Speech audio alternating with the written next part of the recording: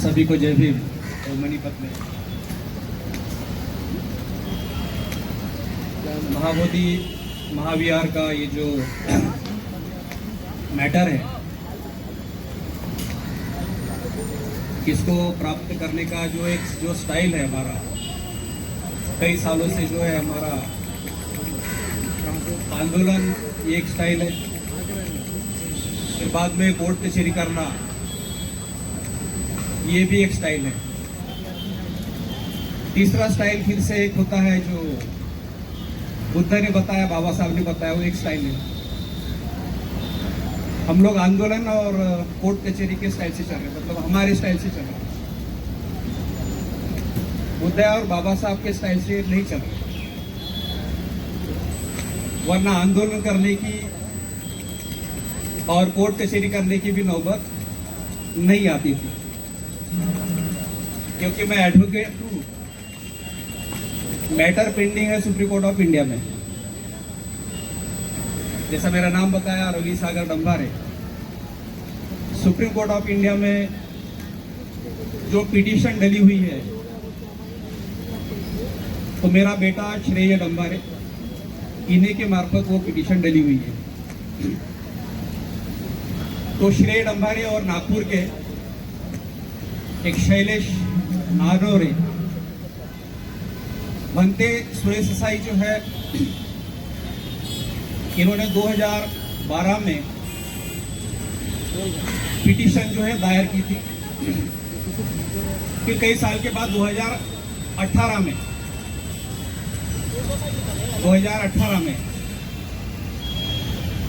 इसकी एक बार फिर से सुनवाई हुई। 2012 के बाद 2013 में जो है, जो 4 और 1, मतलब 4 हिंदू और 4 बुद्धिस्ट, और जो एक जो अध्यक्ष है डीएम, तो वो क्लॉज उन्होंने हटाया। ये 2013 की बात कि डीएम जो है वो हिंदू नहीं रहेगा, कोई भी और दूसरा भी रह सकता है। मतलब 49 का जो एक्ट है, ये एक्ट ही बेसिकली जो है वो गलत था, इसको चैलेंज किया गया है। तो जो इंटरवेंशन जो पिटीशन है, तो हमारे सामने जो बैठे हैं भंते धम्मशिखर 2018, तो इनके मार्फत जो है एक पिटीशन डली हुई है। उसमें भी मेरा बेटा जो है इनके एडवोकेट है। मतलब क्या कहेंगे, लीगल लैंग्वेज में अगर कहेंगे तो भंते धम्मशिखर जो है बालाघाट कोसमी, तो ये हमारे क्लाइंट है, समझाने के लिए। वो बाद में और एक क्लाइंट थे जिनकी डेथ हो गई, समाज क्रांति आघाड़ी के प्रोफेसर मुकुंद खैरे, वो डेथ कर गए कोरोना के समय में, तो वो भी क्लाइंट थे। तीसरे जो है, जो भी यहाँ बैठे थे, भारतीय बौद्ध महासभा के ट्रस्टी चेयरमैन चंद्रबोधी पाटिल जी जो है, उनके मार्फत से भी जो पिटीशन जो सुप्रीम कोर्ट ऑफ इंडिया में जो डली है, वो 2018 में हमारे मार्फत से डली है। तो लॉ पॉइंट के हिसाब से जो है कुछ बातें जो है मैं आपके सामने रखूंगा, बताऊंगा। जैसा कि मैंने कहा कि ये मामला बेसिकली कोर्ट कचहरी का नहीं होना चाहिए था, लेकिन है हमारे करने की वजह से। ये मामला आंदोलन का भी नहीं है, लेकिन है हमारे तरीके से। बुद्ध का जो मामला है, बुद्ध का जो तरीका है, वो कुछ और है, उसके ऊपर भी आऊंगा मैं। तो इस तरीके से ये जो पिटीशन है, ये 29 तारीख को इसकी जो हियरिंग है, हमें ऐसी उम्मीद थी कि इसकी हियरिंग करीब 5 या 6 दिन चलेगी, और बड़ा मजा आया होता कि करीब 2 महीने से जो है इसके बारे में हम लोग जम के जो है रिसर्च और स्टडी कर रहे थे। हमारी जो रिसर्च और स्टडी जो है, क्योंकि लॉ पॉइंट के हिसाब से जो एक लीगल जो स्टडी है सामने आपको, कई साल से हम लोग काम कर रहे हैं, हमें इसका एक्सपीरियंस नहीं है। व्रत धारण किया था, काम करेंगे लेकिन नाम नहीं करेंगे 25 साल से, जिसकी वजह से हमको कोई जानता पहचानता नहीं। No adjustment, no compromise, no surrender, no hijack, ऐसी लाइफ चली। इसलिए मेरे जैसे आदमी को पहचानने वाले यहाँ पर कुछ ही लोग हैं जो मैं जानता हूँ उनको। रविता ताई है, सविता ताई है, अभी तो भिक्खू अवस्था में वो लोग, ये स्नेहा ताई, रोजा, राम टेके, ऐसे कुछ लोग और भी कुछ लोग हैं। इसलिए बहुत कम लोग जो है मुझे जानते, क्यों तो हम लोग हाईलाइट नहीं होते। हाईलाइट होना मतलब कैसे, सुप्रीम कोर्ट ऑफ इंडिया के आंख में आना कि आप सस्ती जो प्रसिद्धि है, सस्ती जो पब्लिसिटी जो है, यह प्राप्त करने के लिए जो है आप कोर्ट में आए, 1 सेकंड में मैटर वो डिस्कस कर देते हैं। लेकिन मैं बाउंड नहीं हूं, मैं एक नहीं 2 ऑर्गेनाइजेशन का फाउंडर हूं, मैं मूवमेंट वाला इंसान हूं, भले एडवोकेट हूं, एडवोकेट का बाप हूं मैं, मतलब जो श्रेय डंबार है उसका मैं पिता हूं। वो एडवोकेट ऑन रिकॉर्ड है यार, क्या है, एडवोकेट ऑन रिकॉर्ड। तो मेन पिटिशनर जो है मैं उनका फादर हूं। अभी एक अच्छी मीटिंग, अच्छी हिंदी सभी सब्जेक्ट के ऊपर जो है बातें हुई। घूमते चंद्रकीर्ति जी जो है वो भी थे, मैं पहले से जानता हूँ इनको, सागर डंबारी को जानते हूँ यहाँ। तो मैं जो कह रहा था वो ये कि हमारी जो स्टडी जो थी, लॉ पॉइंट के हिसाब से, लीगल पॉइंट के हिसाब से बहुत जबरदस्त स्टडी थी। फिर बाद में जो दूसरी जो स्टडी है, मैं बंदे धम्मा शिखर, हमारे नागपुर के और भी कुछ लोग साथी, उमेश गजभिये जैसे लोग और बाकी लोग, तो हम लोग आर्कोलॉजिकल सर्वे ऑफ इंडिया, इसकी जो स्टडी है बहुत आउटलाइन स्टडी होती है, उसमें भी घुस गए। मतलब मेरा बेटा एडवोकेट है, उसकी मैं प्रमोट करने के लिए नहीं आया, वो माइक पर नहीं आ सकता, मैं आ सकता। वो भी मेरे जैसा है, जेल पे चला जाऊंगा, कंटेम्प्ट ऑफ कोर्ट होगा, चलेगा। मैं बुद्धे के लिए, धम्म के लिए और संघ के लिए, ये मेरे तीरथ है, इसके लिए 6 महीने जेल में रह के आऊंगा, इतनी तैयारी कर दिया मैंने अपने बेटे की। तो मैं माइक पर आ सकता हूँ, बोल सकता हूँ। आदत वैसे भी थी नहीं हाईलाइट होने की, बंती जी ने बोला, इन्होंने नाम लिया तो आपके सामने आ गया। इसलिए लॉ पॉइंट के हिसाब से जो हमारी स्टडी हुई। दूसरी जो स्टडी जो हमने जो किया, इसमें 2 महीने कंटिन्यूस, 6-7 दिन पहले मैं दिल्ली में आया, लेकिन उसके पहले से जो है नागपुर में हमारी स्टडी चल रही थी।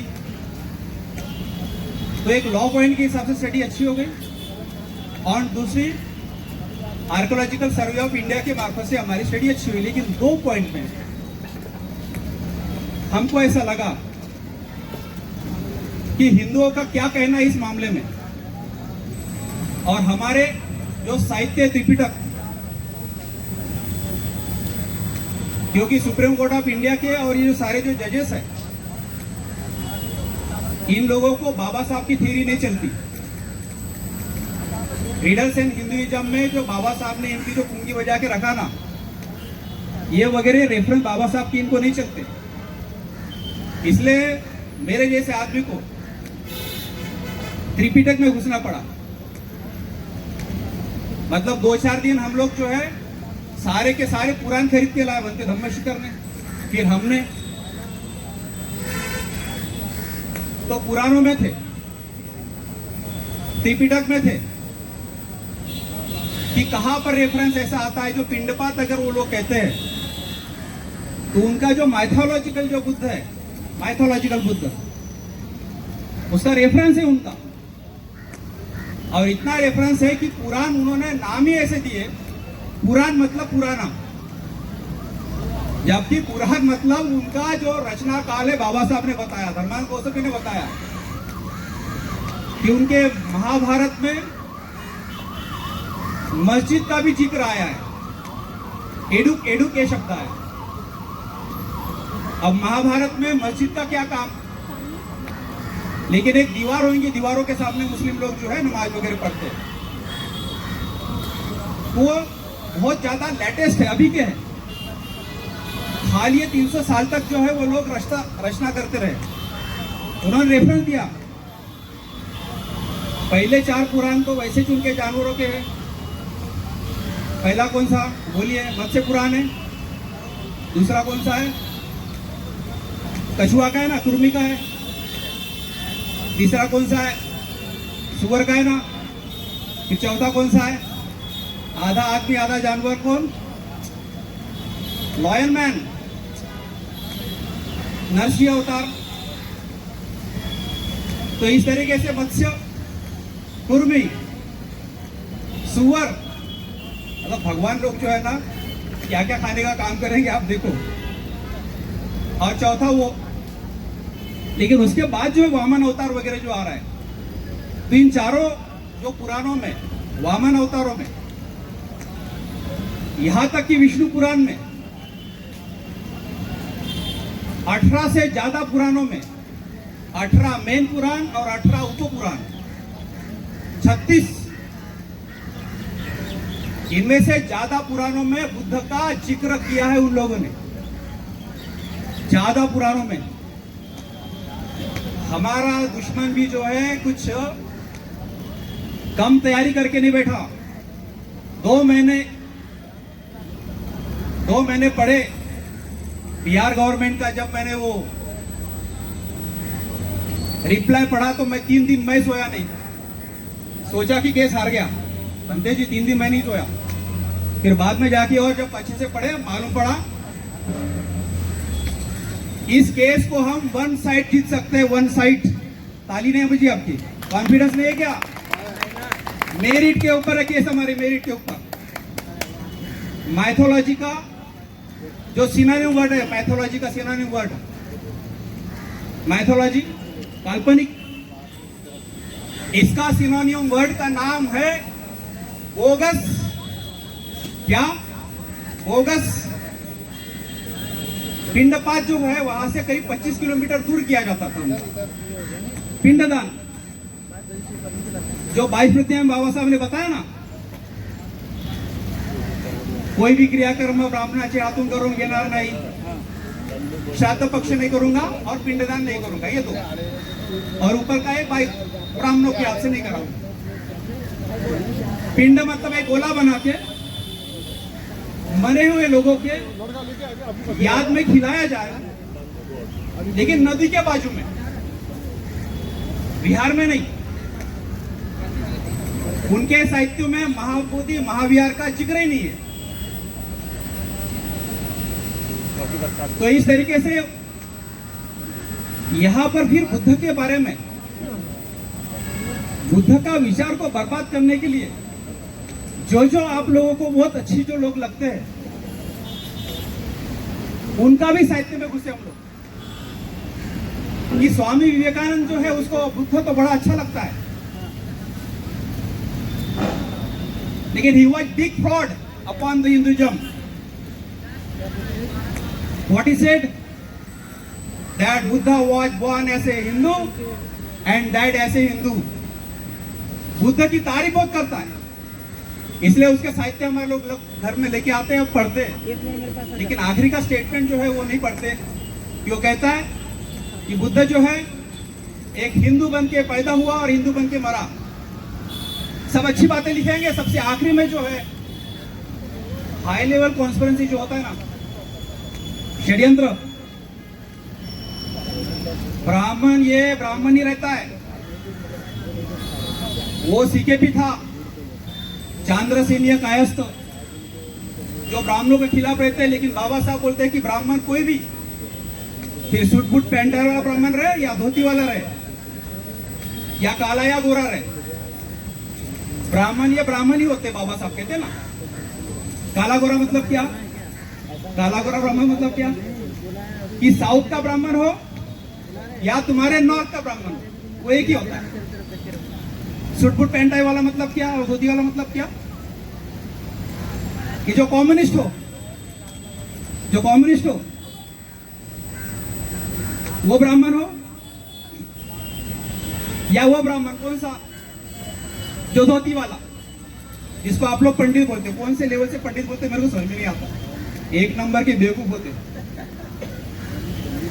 कल परसों किसी ने बोला इधर सरनेम बहुत पूछते, दिल्ली में जातियां बहुत पूछते, बोले जल्दी बताते जाओ, बोले यार पंडित है करके। काहे बुद्धि बताना ना, बुद्धि बताना चाहिए कि नहीं? ये कहां से ला रही है आप लोग? बाबा साहब ने आपको बहुजन बोला है, कब बोला बहुजन, कब बोला सर्वजन, कब बोला मूल निवासी, कब बोला नागवंशी, कब बोला दलित? 15 अक्टूबर का भाषण है बाबा साहब का, पहले दिन दीक्षा दिया, ऊपर की लाइन में बोला बाबा साहब ने, ऊपर की लाइन। सविता ताई क्या शब्द है बाबा साहब के? बौद्ध जन हो। भाइयों बहनों कहते हैं ना यहां से, बौद्ध जन हो, जन दिया शब्द बाबा साहब ने, बौद्ध जन। कहां बहुजन, कहां सर्वजन? टर्मिनोलॉजी इधर से उधर ले जाते। मैं पंडित की बात बोल रहा था, इसलिए मैं थोड़ा सा इधर उधर चला गया। तो बोला पंडित लोग जो है ये क्यों बताना, वो तो सबसे नीच जात होते हैं। क्यों? जो भीख मांग के खाते हैं वो ऊंची जाति हो सकती क्या?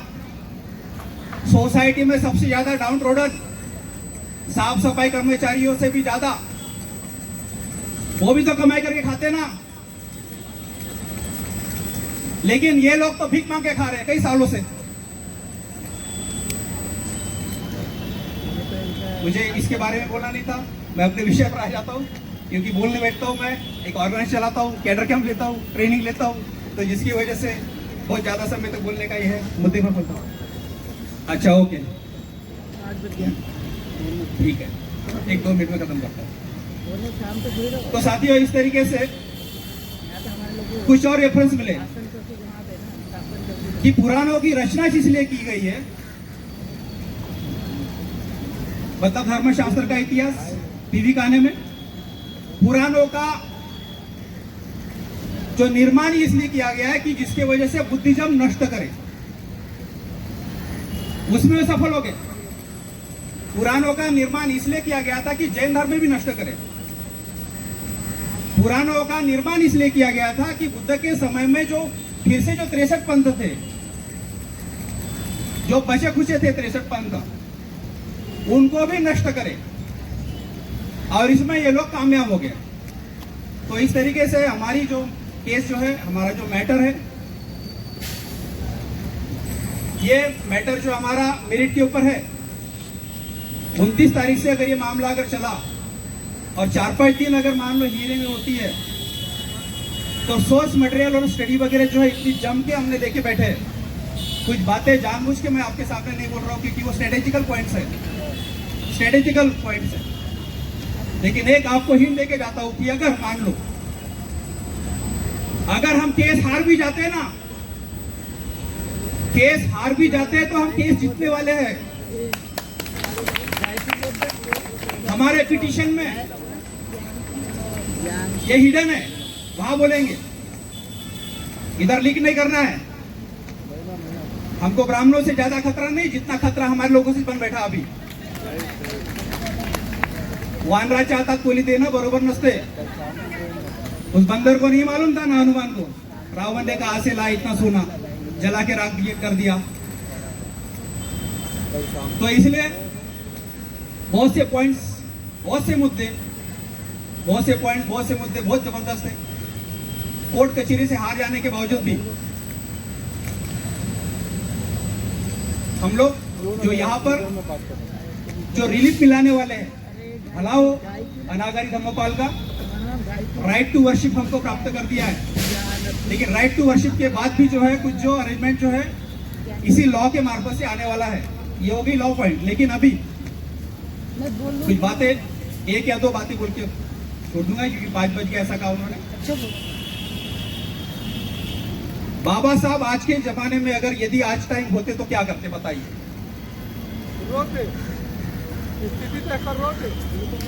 बोध गया में जाके बिहार को बौद्ध में कर दिया होता। आपको आंदोलन की जरूरत पड़ती थी क्या? आपको कोर्ट कचहरी की जरूरत पड़ती थी क्या? ये मामला ना कोर्ट कचहरी का था, ना ये आंदोलन का था, ये खाली प्रचार का था। आपने प्रचार किया, कब करोगे? गांव देहातों में जाके चरित्र क्या बोले, चरित्र के कार्यक्रम ये किए क्या, एससी एसटी ओबीसी और जो इन लोगों को, जो पहले के जो बुद्धिस्ट है, उनका धर्मांतर धम्म दीक्षा का अगर आप प्रोग्राम अगर लगाते तो आंदोलन की जरूरत नहीं होती थी। मैं आंदोलन को विरोध नहीं कर रहा हूं, समर्थन है मेरा, दर्ज कर लेना। अदरवाइज ये आदमी आया और क्या क्या बोल के गया, ऐसा बोलोगे आप, ऐसा ना हो। बहुत अच्छा सर, बहुत अच्छा बोला। ये बाबा साहब का तरीका भारत बाबा साहब ने बुद्ध में कर दिया होता। अगर बुद्ध होते तो क्या करते, भारत ने विश्व को बौद्ध में कर दिया रहता। ना बजेगा बांस, क्या बोलेंगे, ना रहेगा बांस, ना बजेगी बांसुरी। काहे वहां पर अभी 3-4 महीने के बाद इलेक्शन की हम चिंता करते हो, खाली 4 दिन, खाली 1 मिनट में खत्म हो रहा मुझे। मोबाइल का जमाना है। कुछ भिक्कू लोगों ने अगर बोला कि ना कोर्ट कचहरी से लेंगे ना आंदोलन से लेंगे, बहुत क्या जो है हम लोग बाबा साहब एंड बुद्ध के मेथड से ले लेंगे। क्या करेंगे, गांव देहात में जाएंगे, धम्म का प्रचार करेंगे और सारा भारत बुद्ध में कर देंगे। मोदी तुम्हारे कदमों में आके, नीतीश कुमार तुम्हारे कदमों में आके बोलेंगे अरे भैया इनको ये बोध गया मांग रहे दे दो, अदरवाइज पूरे भारत के जो बिहार है, भारत के पूरे मंदिर जो है अपने जाने वाले के हाथ में। 84,000 बुद्ध एंड बाबा साहब का जो है फॉर्मूला ये बता रहा हूं मैं। 84,000 खाली खाली खाली खाली एक धमकी दे दो ना भैया, लेकिन करेंगे। मेरा यही कहना है कि अगर मान लो बोध गया अगर आपके हाथ में अगर मिल भी जाए, कोई गारंटी दो मुझे 1 या 2 साल में आप बिहार को बुद्ध में कर दोगे। मामला तो फिर से खड़ा का खड़ा। इसलिए ये जो तरीके हैं कोर्ट के, आंदोलन के और बाबा साहब के, सभी तरीकों से हमने काम करना चाहिए। मैं बात बोलता हूं तो बुद्ध एंड बाबा साहब की टोटल सॉल्यूशन की बात बोलता हूं, अदरवाइज मैं कोई इधर उधर की अपनी बात जो है कभी भी नहीं बोलता हूं। एक ही वाक्य बोलूंगा, शायद 10 सेकंड में एक वाक्य खत्म होता है। कि जो मैं बात बोलता हूं वो बुद्ध एंड बाबा साहब की बात बोलता हूं और कोट करता हूं बाबू हरिदास आवड़े को। What I will speak not. What I will speak, that what Lord Buddha and Dr. Babasaheb Ambedkar spoke. No power in this world can resist me from speaking the language of Buddha and Baba Sahib. समझ में आया कि मैं जो भी बोलूंगा वो मैं अपनी बात नहीं बोलूंगा। मैं जो भी बोलूंगा जो बुद्ध ने पहले बोल दिए हैं, जो बाबा साहब ने बोल दी है, उसी को कहूंगा। और बुद्ध और बाबा साहब की ये बात बोलने से मुझे दुनिया की कोई भी ताकत रोक नहीं सकती। इतना बोलता हूं, यहीं पर रुकता हूं। जय भीम, जय प्रबुद्ध विश्व, ओम मणिपद्मे।